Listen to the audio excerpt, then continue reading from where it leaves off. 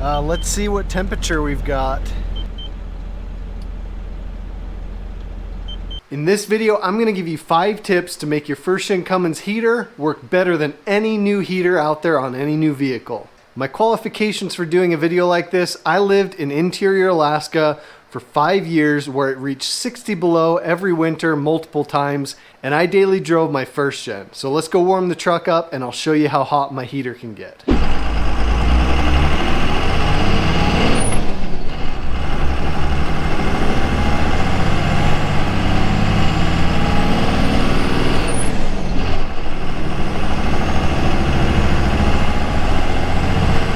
All right, my thermostat just cracked open, so it went down to that mark.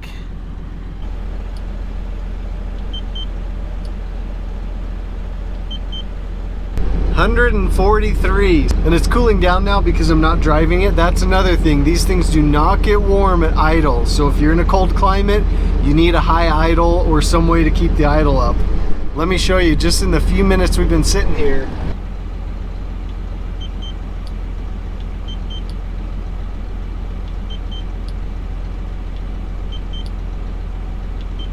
Look how fast it's dropping. So you have to keep the idle up a little bit. That's why the best way to warm these things up, don't let them sit there and idle in the morning. Let it idle for a minute or two and then start driving it. That's gonna warm it up better than anything you can do.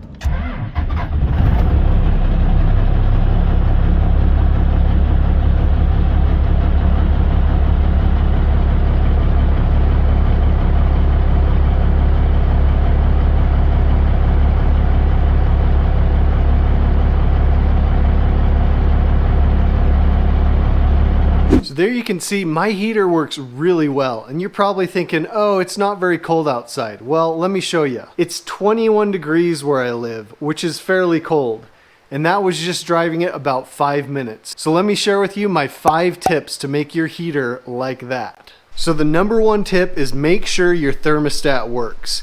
The best way to test that is put it in a pot of water, bring it up to boiling temperature, and it should open around 180 degrees if it's a stock thermostat. Now on that, here's my secret.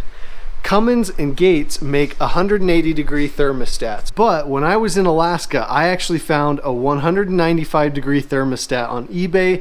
It's not a Cummins or a Gates, but I haven't had any issues with it, and I've had it in there for at least 8 years. To replace your thermostat, you have to remove your alternator, and then there's 1, 2, 3 bolts right here to remove the thermostat housing, and the thermostat is right behind there. So if I can find a link to that 195 degree thermostat, I'll throw that in the description below, but I think that is one of my keys to success.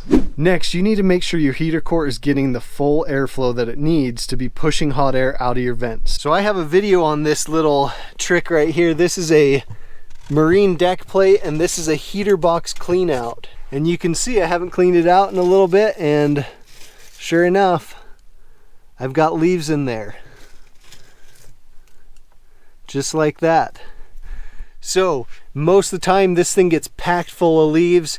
I have a video, it shows you how to install this deck plate. Then you could get in once a year, clean this out, make sure the heater core, which is right here, has good airflow. Once you're sure that your heater core has proper airflow, you need to make sure that your coolant is flowing through your heater core properly. So what you might need to do is a heater core flush. Right here are your 2 heater core lines. So all you have to do is take these 2 clamps off, you hook a hose with water up to one of them and pump it through, and it'll come out the other lines. You'll be surprised how much gunk will come out of there. And you may have to use some type of cleaner. I've heard vinegar works good. I've never actually had to flush my heater core before though, because this one works so good. The next thing is making sure your heater controls have proper vacuum. Let me show you under the hood how the heater controls are fed, and then I'll show you what each control should do to the airflow. So off your brake booster, you have this little contraption here, and that sends a vacuum line over here through the firewall. Now that goes in through the firewall behind the glove box. It gets divided up back there, and it comes into the back of your heater controls. So these are very basic, and I have a video on diagnosing this that I'll put in the description as well, because I've had issues with this on another truck. But when you put it on window, you get the defrost vents going full blast. When you put it on heat, you get the floor vent down here and a little bit of trickle out of the defrost vents as well.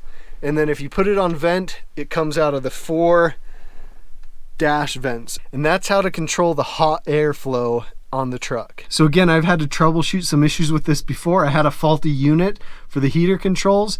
I've got a full video on that process. I'll link that in the description below. The last trick I'm going to tell you about was something I did in Alaska all the time I lived there in the winter, was put a winter front on my truck. So the grills don't come with any buttons for winter fronts, but First Gen Industries sells the OE Dodge winter front with the buttons you can put on. That works really nice. It's got a zipper in the middle, I believe, that you can open up to let some flow through.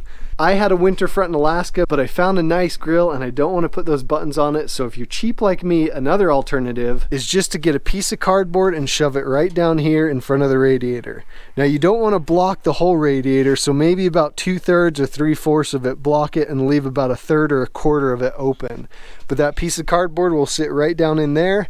It'll block airflow through the radiator and it'll let that coolant get hotter. So that's something, again, I did that in Alaska and that really helps during the winter. So there you have it. Those are my 5 tips to make sure your cab is nice and warm during the winter. I love driving my crew cab in the winter. The cab stays nice and hot. It has no problem starting in the cold.